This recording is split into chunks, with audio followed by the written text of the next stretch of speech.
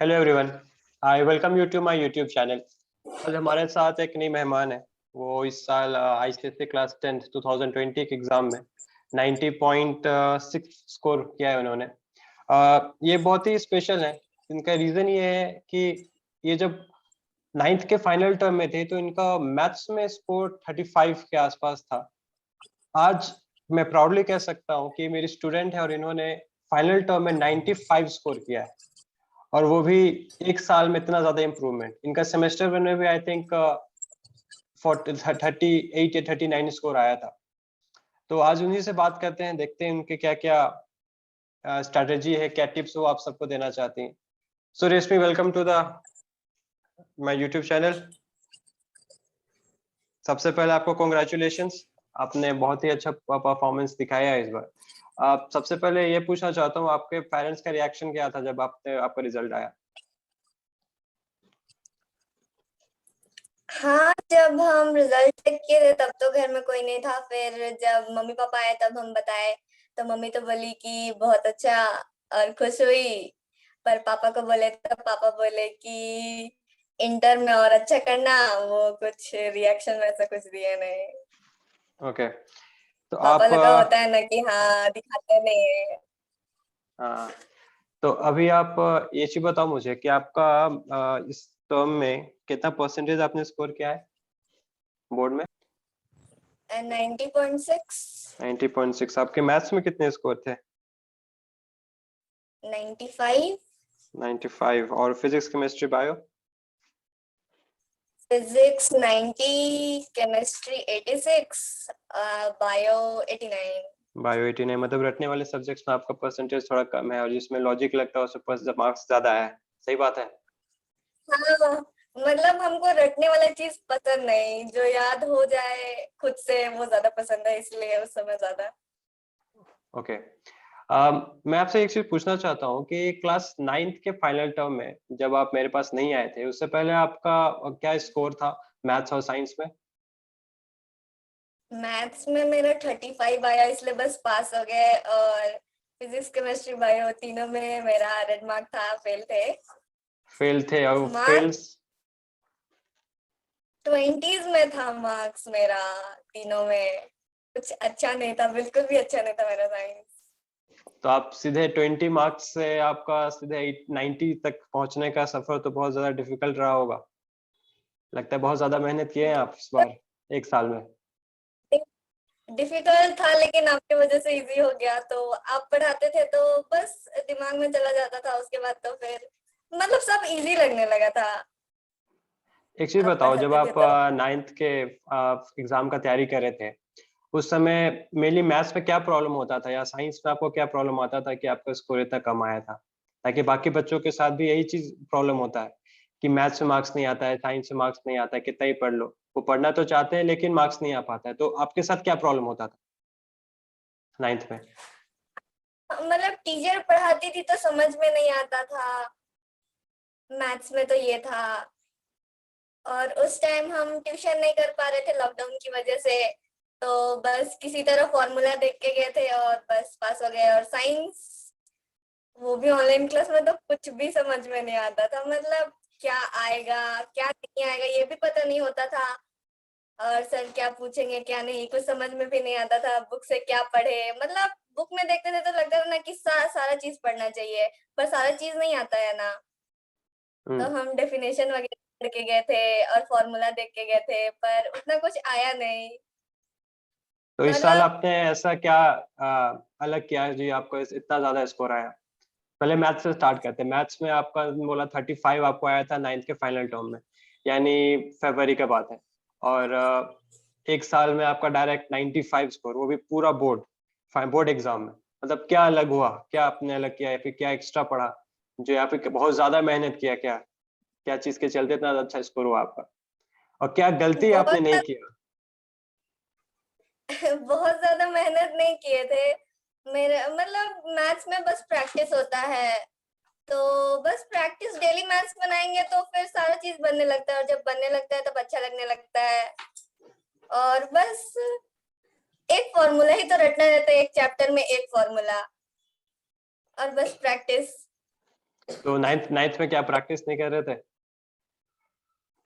नहीं।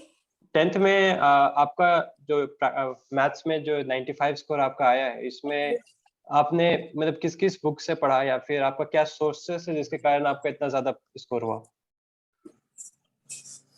बस स्कूल का बुक था, आईसीएसई सेलिना का मैथ्स था। और अब जो प्रैक्टिस करा है बस वही प्रैक्टिस किए, उसके अलावा कोई भी साइड बुक नहीं था, कोई भी प्रैक्टिस करने के लिए कोई बुक नहीं था। और जो ऑनलाइन में क्वेश्चन सब होता है वो सब भी कभी ट्राई नहीं किए, बस बुक से अब जो करा है बस वही। और प्रीवियस ईयर क्वेश्चंस आपने कहाँ से किया? खुद से कोई बुक खरीदा था? नहीं, आप जो कराते थे बस वही, खुद से कभी खोल के भी नहीं किए मतलब जो था नोट्स वेबसाइट में से। था आपने बस उसी को प्रैक्टिस किया वही? हाँ बस वही, मतलब बस कॉन्सेप्ट होता है ना, तो कॉन्सेप्ट समझ में आ जाता है, उसके बाद तो फिर कोई भी क्वेश्चन बन ही जाता है। जैसे बाकी जो बच्चे होते हैं जो मैथ्स का तैयारी करते हैं, जैसे अभी फर्स्ट टर्म एग्जाम आपका अभी हुआ, उसमें फर्स्ट टर्म में बहुत सारे बच्चों का जो बहुत लॉकडाउन के बाद एग्जाम देने के लिए आए, तो मतलब वो क्या क्या उन्हें नहीं करना चाहिए, क्या गलती वो करते हैं जिसके कारण उनका मार्क्स कम आता है बोर्ड में? आपको क्या लगता है? आपने क्या गलती किया था मेनली? मतलब जैसे होता है ना कि बच्चे सोचने लगते हैं ये पूछेगा वो नहीं पूछेगा, बच्चे वही सोचते रहते हैं, प्रैक्टिस कम करते हैं। आपको क्या लगता है? हाँ, बच्चे प्रैक्टिस कम करते हैं इसीलिए होता है। और डेली बस वो 1 घंटा भी मैथ्स बनाएंगे ना, जैसे कि कोई इजी क्वेश्चन भी उसी को डेली बनाएंगे तो उससे उनका कैलकुलेशन अच्छा होगा। फिर कैलकुलेशन अच्छा होगा तो कोई भी क्वेश्चन बन जाएगा फॉर्मूला लगा के। पर उनका कैलकुलेशन अच्छा नहीं होता है, इसलिए फिर उनका आंसर नहीं आता और वो सोचते हैं कि उनका मैथ्स खराब है। इसके वजह से फिर वो उन्हें सब्जेक्ट बेकार लगने लगता है। तो डेली अगर 1 घंटा मैथ्स भी कोई इजी क्वेश्चन, मतलब इजी क्वेश्चन भी डेली बनाया जाए तो उससे मैथ्स अच्छा हो सकता है मेरे हिसाब से। बच्चे जो होते हैं, जो एवरेज बच्चे होते हैं या बिलो एवरेज बच्चे होते हैं पढ़ाई में, वो सोचते हैं, वो टॉपर्स को देखते हैं, उन्हें लगता है कि टॉपर्स मतलब उनको सब कुछ पहले से आता है या फुल में फुल कैसे वो ले आते हैं। जैसे कि आप क्लास 9th में जस्ट पास होके आप आए थे, तो आपको क्या लगता था कि टॉपर्स कुछ ज्यादा आउटस्टैंडिंग करते हैं या फिर क्या वो अलग करते हैं जिसके कारण एवरेज बच्चे उनसे पीछे? उनको लगता था कि मतलब वो पहले से ही उनका मैथ्स अच्छा होगा, या फिर उनको पढ़ाई में मेरे से ज्यादा इंटरेस्ट है इसीलिए उनका ज्यादा अच्छा नंबर आता है और हमको इंटरेस्ट कम है।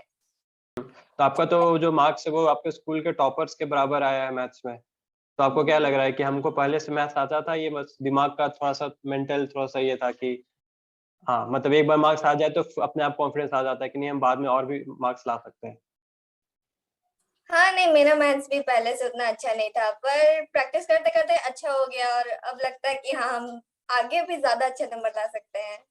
ठीक है। पहले ये कॉन्फिडेंस नहीं था। मतलब कॉन्फिडेंस का सारा रोल है, आप कभी भी किसी एग्जाम में अच्छा स्कोर करते हो तो वो कॉन्फिडेंस आपको आगे लेके जाता है, और अगली हाँ बार ज्यादा। जैसे आपका फर्स्ट सेमेस्टर में कितना आया था मैथ्स में? आप शायद 35 से ऊपर ही आया था ना, 40 में?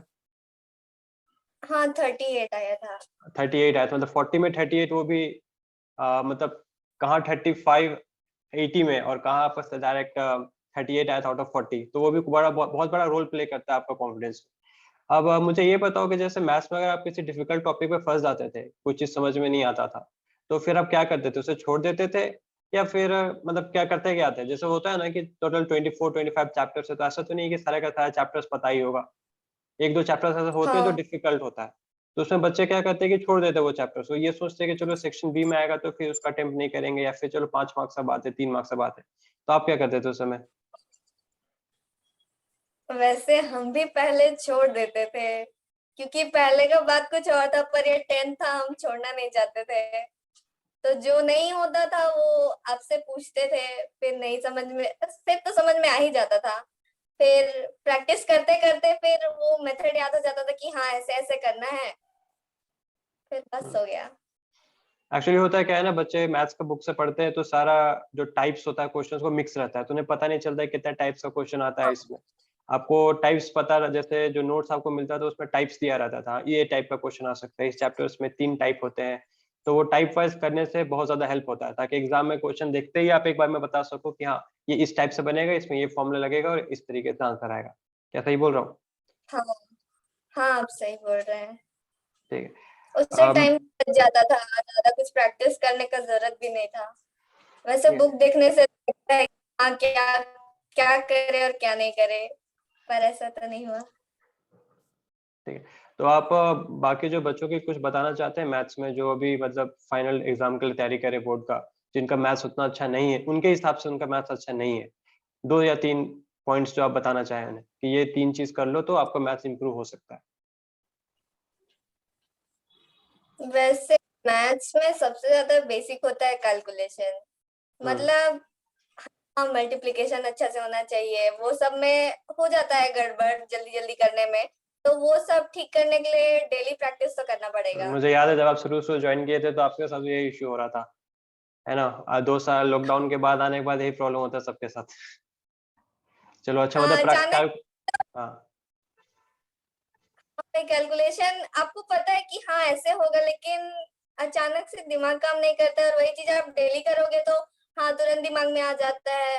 बड़ा बड़ा कैलकुलेशन भी वही चीज डेली करोगे तो वो याद हो जाता है ना, तो बस से तो डेली कितने घंटे करने चाहिए मैथ्स 95 लाने के लिए? 1 घंटा बहुत है, एक 1 घंटा? घंटा बहुत है, अगर एक पूरा मैथ्स को दिया जाए तो वो तो कुछ ज्यादा ही है।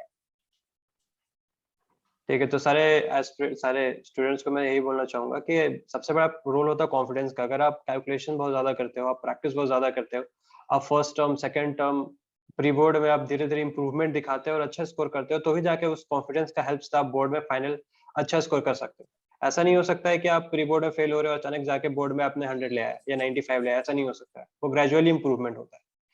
ठीक है, अब आप बाकी सब्जेक्ट में क्या बताना चाहोगे? चलो फिजिक्स से स्टार्ट करते हैं। जैसे आपने बोला था आपका 9th में फिजिक्स हो गया, केमिस्ट्री बायो में 20s में आए थे, मतलब आप फेल भी हो रहे थे, कभी 20 मार्क्स से भी फेल हो रहे थे, तो कोई भी इश्यू नहीं है। वैसे failure is the stepping stone to success होता है। आप गलती करते हो तो उसी से सीखते हो। तो आपने क्या सीखा उन गलतियों से? मतलब आप जब अभी फाइनल टर्म का एग्जाम दे रहे थे तो 89 लाया आपने, 80, मतलब कहाँ से पढ़ाई किया? किस बुक से पढ़ाई किया? एक क्वेश्चन पेपर देके चला गया था आपको? नहीं, पहले तो हमको लगा 10th में किसी तरह आ गया, उसके बाद लगा कि हमको बस पास होना है साइंस में, पता नहीं कैसे करेंगे क्या होगा, कुछ तो समझ में नहीं आता है, ऐसा सोच रहे थे। उसके बाद फिर आपका ट्यूशन ज्वाइन किए तो सब तो इजी लगने लगा, फिर हम बोले साइंस इतना इजी होता है क्या, तो फिर आप जो नोट्स दिए बस उसी से पढ़े, और उसके अलावा कुछ भी नहीं। आपने मतलब कोई बुक नहीं पढ़ा, और जितना नोट्स था उसी से वो बस पढ़ा? हाँ केमिस्ट्री बायो में भी तो बस रटने का चीज है, तो वो अगर डेली 5-5 मिनट भी देखे तो बहुत है, वो तो छप जाता है दिमाग में, बस डेली 5 मिनट देखो, एक दिन 1 घंटा चलो देख लिए रट लिए, उसके बाद डेली उसको 5-5 मिनट देखो तो वो तो दिमाग में छप जाता है। बस केमिस्ट्री बायो में यही किए, और फिजिक्स का कॉन्सेप्ट तो आप समझाए तो समझ में आ गया, तो उसमें तो रटने जैसा कुछ था नहीं। फिजिक्स का मैं बताना चाहूंगा, आईसीएसई बोर्ड में होता क्या है कि वो कॉन्सेप्ट पे ज्यादा क्वेश्चंस पूछते हैं। उन्हें कोई ना डेफिनेशन से मतलब होता है, उन्हें सिर्फ और सिर्फ कॉन्सेप्चुअल क्वेश्चंस को पूछते हैं। तो बहुत बच्चे जो फिजिक्स में कम मार्क्स लाते हैं उसका मेन कारण ये होता है कि वो रट के चल जाते हैं, कॉन्सेप्ट होता नहीं है। और बोर्ड हल्का से भी घुमाए क्वेश्चन पूछ देने से बच्चे गलती करके आ जाते हैं। बोले कि इस क्वेश्चन को पिछले साल कुछ और आंसर था, हल्का सा ट्विस्ट कर दिया तो इसी का आंसर चेंज हो जाता है। आपको क्या लगता है? फिजिक्स में यही मेनली इशू होता है। हाँ मेनली तो यही इशू होता है। इसका कॉन्सेप्ट्स के लिए भी आपने कोई अलग बुक प्रिस्क्राइब मतलब पढ़ा था या सिर्फ नोट्स? नहीं, हम खुद से कभी अपना बुक भी खोल के नहीं पढ़े कि क्या अच्छा, होता है क्या नहीं। मतलब नोट्स मोर देन इनफ है। बहुत ज्यादा, मतलब उसमें सारा कुछ था कि कभी बुक खोलने का जरूरत ही नहीं पड़ा, आप बस जब बोलते थे कि होमवर्क में ये क्वेश्चन है तब बस देखते थे, ऐसे तो कुछ नहीं। हम्म। ठीक है, तो अब बच्चों को आप कुछ बताना चाहोगे फिजिक्स के लिए? क्या करना है फिजिक्स में, कैसे करें? क्योंकि फिजिक्स में तो न्यूमेरिकल्स भी होता है, फिजिक्स में कॉन्सेप्ट भी होता है, फिजिक्स में कुछ कुछ रटने का भी चीज होता है। फिजिक्स का बुक खोलो तो पता ही नहीं चलता है कौन आएगा कौन नहीं आएगा, बस 10 10 ईयर्स करके चले जाते हैं। क्या लगता है, सही है ये चीज? फिजिक्स का तो यही मेन इश्यू है, सभी चीज लगता है इंपॉर्टेंट। नहीं बिल्कुल, 10 ईयर करने से तो और कुछ समझ में नहीं आता है। पहले तो कॉन्सेप्ट क्लियर करना पड़ेगा, उसके बाद फिर क्वेश्चन बनाना पड़ेगा, क्योंकि कॉन्सेप्ट समझ में आएगा तभी कोई न्यूमेरिकल बनेगा। भले ही फॉर्मूला है फिर भी कॉन्सेप्ट समझना पड़ता है, फॉर्मूला भी रटना पड़ता है, उसके बाद ही कोई क्वेश्चन बनता है। बोर्ड में ये होता है ना कि क्वेश्चन रिपीट नहीं होता है बोर्ड का, वो हमेशा नया हाँ, क्वेश्चन लाने की कोशिश करते हैं। इसलिए अगर आप रट के भी चाहते हो तो कोई फायदा नहीं होगा, क्योंकि क्वेश्चन तो नया है, आपको भी नहीं पता वो क्या पूछ सका। सारा रोल कंसेप्ट का है फिजिक्स में। केमिस्ट्री तो जैसे आपने बताया हाँ रटने का चीज है, लेकिन केमिस्ट्री में होता है क्या है कि बच्चे कंफ्यूज हो जाते हैं। कोई भी जैसे नेम द गैस इवॉल्व, या फिर व्हाट डू यू ऑब्जर्व, फिर रिएक्शन लिखना पड़ता है, फिर मोल कॉन्सेप्ट एंड न्यूमेरिकल्स भी होता है। तो आपको कंफ्यूजन नहीं हो जाता एग्जाम में? किसी का आंसर कुछ और लिख के आ गए, किसी का आंसर कुछ और, ऐसा? नाइन्थ में तो हमको मतलब कोई आइडिया भी नहीं था कि हाँ रिएक्शंस भी पूछे जाते हैं कि कौन सा गैस इवॉल्व हुआ, फिर ऑब्जर्वेशन क्या था, ऐसा कोई आइडिया नहीं था कि एग्जाम में ऐसे भी पूछते। बाद फिर 10th में आए तो फिर हाँ बहुत कंफ्यूजन होता था, हम अवॉइड करते थे ये सबको कि हाँ मेरे से नहीं होता है, तो हम नहीं करते थे जल्दी। फिर अब एग्जाम है तो करना तो पड़ेगा। उसके बाद फिर एक दिन अच्छे से लिख लिख के याद कर लिए, उसके बाद फिर डेली उसको 10 मिनट देखने लगे। उसके बाद फिर कंफ्यूजन तो नहीं हुआ, लेकिन हाँ गलती फिर भी करके आए थे, थोड़ा बहुत हो जाता है। वो तो होता है, ऑब्वियस बात है, एग्जाम का प्रेशर है, टेंशन है, तो मिस्टेक होना ही होना है। बच्चों को लगता है, मतलब लगता है कि अरे ये भी आंसर हो सकता है, ये भी आंसर हो, तो पता नहीं गलती हो जाए तो मार्क्स कम हो जाएगा। इसका इश्यू तो होता ही है। तो हाँ आपने अपने नोट्स कहाँ से बनाया था? खुद से नोट्स बनाया था, बुक से? नहीं, बस आपका दिया हुआ। मतलब मेरा ही नोट्स, चलो ठीक है। बायो के लिए क्या कहना चाहोगे? बायो में तो डायग्राम है, ऑब्जर्वेशंस है, उसमें क्या है? बायो में कहाँ से तैयारी की आपने? जब प्री बोर्ड आया तब तो किसी तरह रट के चले गए, पर एग्जाम में जाके सब भूल गए। फिर हमको पता चल गया कि एक दिन में कुछ भी नहीं होने वाला है, इसलिए फिर पहले से ही एक दिन लिख लिख के याद किए, फिर डेली वही 10 मिनट देखते थे, तब दिमाग में छप गया था वो। उसके बाद आपने तो कहा, फिर कोई डिफिकल्टी नहीं हुआ बायो में। तो आपने कहाँ से पढ़ा बायोलॉजी के लिए? आपका नोट्स। फिर से नोट्स, चलो ठीक है, मोर देन इनफ है। तो अभी तो हो गया हमारा, फिजिक्स हो गया, मैथ्स हो गया, केमिस्ट्री हो गया, बायो हो गया। तो जैसे कि आप सभी ने देखा, ये एक जर्नी है। जैसे आपको लगता है कि नहीं हम फेल होते हैं तो शायद बोर्ड में हम जस्ट पास करें, या बोर्ड में हमको 60 आ जाए, 70 आ जाए, मोर देन इनफ है। मैं आपसे पूछना चाहूँ, क्या आपको लगा था, आपको मतलब जब आप 9th से 10th गए थे, तो एक होता है ना जब आप देखते हो कि हाँ बोर्ड में बच्चों को इतना परसेंटेज आ रहा है, स्कूल हर साल, जैसे इस साल स्कूल में 90% आया सबको, तो आपके समय में जब आप 10th गए होंगे तो आप देखे होंगे हाँ 90% लाया, 95% लाया, आपने सोचा था क्या मुझे भी 90% आएगा, या आप कितना एक्सपेक्ट कर रहे थे कि नहीं इतना आ जाए तो बहुत है? हम जब 9 से 10 में गए तो हम सोचे कि मेरे लिए 70 भी आ जाए तो बहुत है, क्योंकि वो मेरा कैपेबिलिटी से ज्यादा होगा, 70 से अबव उस लगा था स्टार्टिंग में। जब हमको लगता है आपका जो आप क्या फर्स्ट बोल। सेमेस्टर का जब आपका रिजल्ट आया, उसका बहुत बड़ा रोल था, क्योंकि उसने आपको कॉन्फिडेंस दिया है कि नहीं मैं ला सकती हूँ। क्योंकि अगर वो एग्जाम नहीं होता हाँ ना तो शायद मार्क्स आपका कम आ सकता है, क्योंकि कॉन्फिडेंस का ही सारा रोल है। हाँ, उसमें इतना नंबर आया तो लगा कि हाँ अगर हम और मेहनत करें तो मेरा 90 पार हो सकता है। तो देखो ये सारा चीज सारे स्टूडेंट्स को बताना चाहता हूँ, ये मिथ होता है, कोई टॉपर होता है, कोई एवरेज, कोई बिलो एवरेज, ऐसा कुछ होता नहीं है। अगर आप पढ़ के जा रहे हो, वो जो दूसरा बच्चा है जो टॉप करता है वो भी वही चीज पढ़ के जा रहा है। आप भी अच्छे से लिख के, आपको भी 80 मार्क्स का 80 मार्क्स लिख के आना, उसको वो तो नहीं लिख के आना है। अगर आप अच्छे से पढ़ के गए हो तो आपको भी 80s में 70 के ऊपर आ सकता है, उसको भी उतना ही आ सकता है। तो कुछ ये टॉपर नहीं होता है, सारा कॉन्फिडेंस का खेल है। कॉन्सेप्ट अगर आपका क्लियर हो, अगर आपको अपने पे भरोसा हो कि नहीं मैं ला सकता हूँ, और सबसे बड़ा इंपॉर्टेंट चीज ये है कि बच्चों को ये डिसाइड करना होगा, एम बड़ा रखना होगा। बहुत लोग क्या होते हैं ना कि जैसे आपने बोला 70% ही आ जाए तो बहुत है, अगर आप 70% के लिए सोच रहे हो तो 60s में रुक जाओगे। अगर आप 90% के लिए सोच रहे हो तब 80s में रुकोगे। अगर आप 95 100 के लिए सोचोगे नहीं मुझे हर कुछ करना है, तब जाके आप 90% क्रॉस करते हो। क्योंकि जहां तक मुझे याद है, मैं जब ट्यूशन में आप लोगों को बताता था कि मैं कुछ भी कर लूँ आपको 80-85% तक पहुंचा सकता हूँ, लेकिन 85% से ऊपर का जो मेन सीढ़ी होता है वो बहुत ज्यादा स्टीप है, उसको आपको खुद से चढ़ना पड़ेगा। सपोर्ट तो मेरी तरफ से रहेगा, लेकिन हाँ, खुद से करना पड़ेगा। तो ये सारा कॉन्फिडेंस का खेल है, ऐसा नहीं होता कोई टॉपर होता है, कोई एवरेज, कोई बिलो एवरेज। अगर आप पढ़ रहे हो, आप अच्छे से पढ़ रहे हो, आपका कॉन्सेप्ट क्लियर है, आप सारा लिख के आ रहे हो, तो आप भी टॉपर्स में आ सकते हो। आपको क्या लगता है, सही बोल रहा हूँ? कॉन्फिडेंस सबसे ज्यादा मैटर करता है, क्योंकि अगर हम पढ़ के भी जाते हैं और एग्जाम में जाके थोड़ा पैनिक हो जाते हैं या फिर कंफ्यूज हो जाते हैं, तो फिर हाँ लगने लगता है कि हाँ मेरा आंसर गलत है, फिर ऐसे में ही गलत हो जाता है। इसलिए कॉन्फिडेंस तो होना चाहिए। हाँ, वो अच्छे नंबर लाने पे ही आता है, वो तो अपने से आने से रहा। कि क्या कोई भी एक बिलो एवरेज बच्चा जो अभी जस्ट 9th से जस्ट पास होकर 10th गया है, क्या जैसे आपने 90% क्रॉस किया है, क्या वो भी कर सकता है?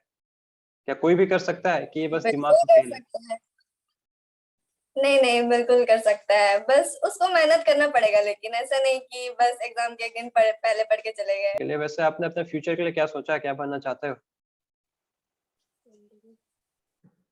हाँ, अभी 12th में साइंस लिए हैं, तो एनडीए क्रैक करने का सोच रहे हैं। एनडीए मतलब डिफेंस एस्पिरेंट। चलो मेरे जैसा कोई और तो है जो डिफेंस लाइन में हमारे साथ रहेगा। कभी ना कभी हम लोग को लगता है अगर आप एनडीए क्रैक करते हो तो साथ में काम करने का मौका जरूर मिलेगा। ओके रेशमी, तो आप कुछ लास्ट वर्ड्स कहना चाहेंगे स्टूडेंट? हम आपको थैंक यू कहना चाहते हैं हर चीज के लिए, मतलब आपने जिस तरह मोटिवेट किया, हाँ कहा बोला कि हाँ आप भी 90% ला सकते हो, हर चीज हेल्प करने के लिए। मतलब हमको लगता है कि 90% बस आपकी वजह से आया है और इसके लिए कोई और रिस्पॉन्सिबल नहीं। हाँ बस आपका नोट्स आप।